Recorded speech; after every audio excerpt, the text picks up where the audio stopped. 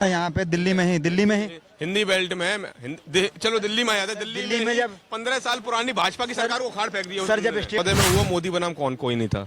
2019 में हुआ मोदी बनाम कौन कोई नहीं था। आपको लग रहा है मोदी 24 में इसलिए होगा, उस बंदे की 2 राज्यों में सरकार है। मोदी के ही गढ़ में जाके 16% वोट शेयर लिया था, 5 विधायक लिया था। एक बात बताइए ना, तेलंगाना में, तमिलनाडु में बीजेपी की 1 सीट नहीं है, 10 सीट तो ठीक है, 10 सीट हो गई ना, सारी जगह प्रॉब्लम ही रहेगी। 10 से और नीचे आ जाएगी, 10 से ऊपर नहीं होगी।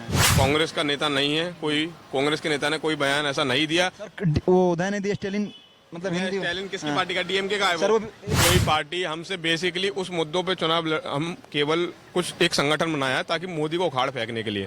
हम छोटी छोटी बातों हाँ मैं उस बात का खंडन कर रहा हूँ, मैं उस बात का सपोर्ट नहीं कर रहा।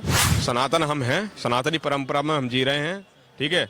और लोग बोलते हैं हिंदू राष्ट्र, अबे हिंदू राष्ट्र तो है ही, 80% हमारी आबादी है हिंदू राष्ट्र है।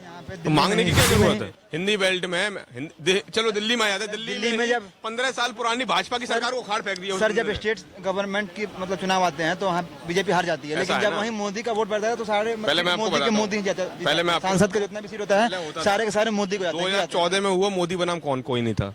2019 में हुआ मोदी बनाम कौन कोई नहीं था। आपको लग रहा है 24 में इसलिए होगा, उस बंदे की 2 राज्यों में सरकार है। मोदी के ही गढ़ में जाके 16% वोट शेयर लिया था, 5 विधायक लिया था। सर अभी चुनाव लड़े थे मध्य प्रदेश में भी आम आदमी पार्टी, कई जगहों पे उनकी जमानत जब्त हो गई। उसका मैं एक उदाहरण दूंगा। कई जगहों पे संगठन बनाने के लिए चुनाव लड़ाया जाता है, कई जगहों पे शुरुआत करने के लिए चुनाव लड़ाया जाता है।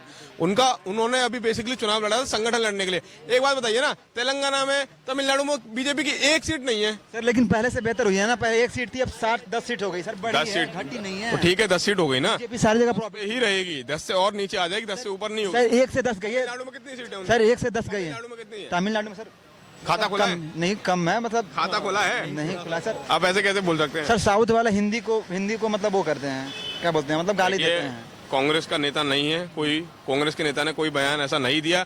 वो उदयनिधि स्टालिन मतलब हिंदी स्टालिन किसकी पार्टी का? डीएमके का है सर। वो कांग्रेस से सर मर्ज है सर, वो पार्टी मर्ज है। अगर कोई पार्टी हमसे बेसिकली उस मुद्दों पे चुनाव हम केवल कुछ एक संगठन बनाया ताकि मोदी को उखाड़ फेंकने के लिए। हम छोटी छोटी बातों हाँ मैं उस बात का खंडन कर रहा हूँ, मैं उस बात का सपोर्ट नहीं कर रहा। सनातन हम हैं, सनातनी परंपरा में हम जी रहे हैं, ठीक है। और लोग बोलते हैं हिंदू राष्ट्र, अबे हिंदू राष्ट्र तो है ही, 80% हमारी आबादी है हिंदू राष्ट्र है। तो मांगने की क्या जरूरत है? हिंदू राष्ट्र किस हद तक सही है?